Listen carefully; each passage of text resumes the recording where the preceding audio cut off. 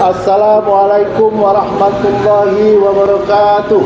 Kami dari pengurus dan anggota serta Dewan Penasehat PWK Palembang, Sumatera Selatan kepada seluruh sanak famili, segenap adik sanak dan lainnya, baik yang tinggal di Kawo maupun di mana saja Putih berada.